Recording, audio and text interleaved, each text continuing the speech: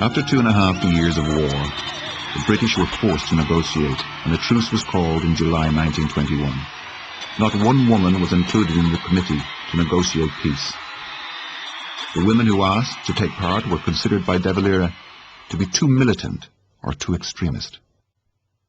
The treaty that was signed in 1921 gave Ireland the status of a free state. It was not the republic fought and died for in 1916. It was an extension of Home Rule, and members of the Dáil would have to swear an oath of allegiance to the Crown.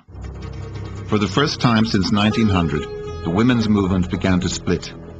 Those who favoured the treaty became known as Cumann. Cumann opposition to the treaty was overwhelming.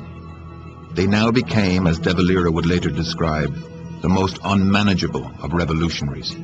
Civil war broke out. People that you trusted implicitly before that, you couldn't trust them anymore. It was an awful time, really. Ever after that, you were never safe. I used to be sent in dispatches to different places. One time I was sent with a rifle.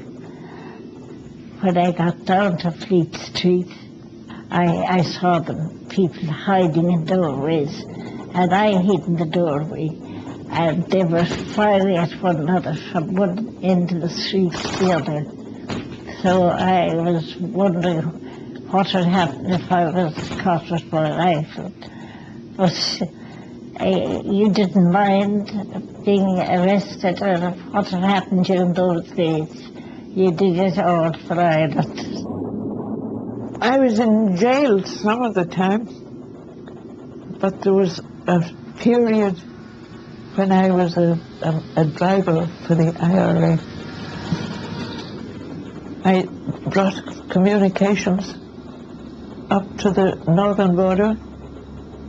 I brought communications also down to the 2nd Southern Division in Rose Green, County Tipperary. And going into Rose Green in the night, one had to turn up the car's lights and blow the horn, because otherwise you get shot. I remember I got up to the top floor, to a cell in the top floor, and it was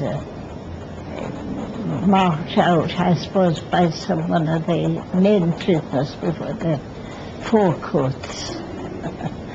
And that was my cell.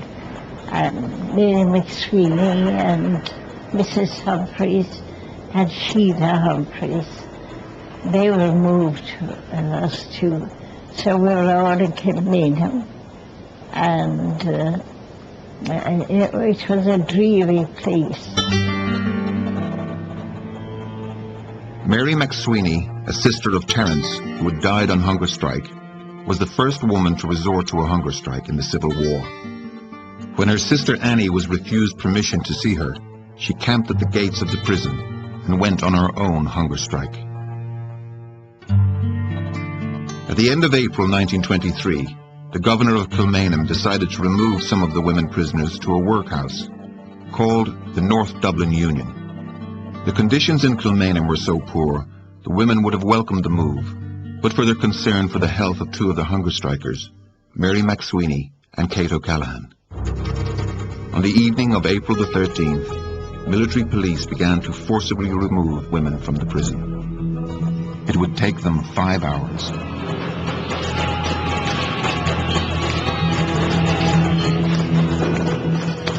After I'd been dragged from the railings, a great hand closed over my face, blinding and stifling me, and thrust me back down to the ground among trampling feet. I heard someone who saw us scream, and I wondered how Miss McSwiney could bear the noise. After that, I remember being carried by 1 or 2 men and flown down into the surgery to be searched.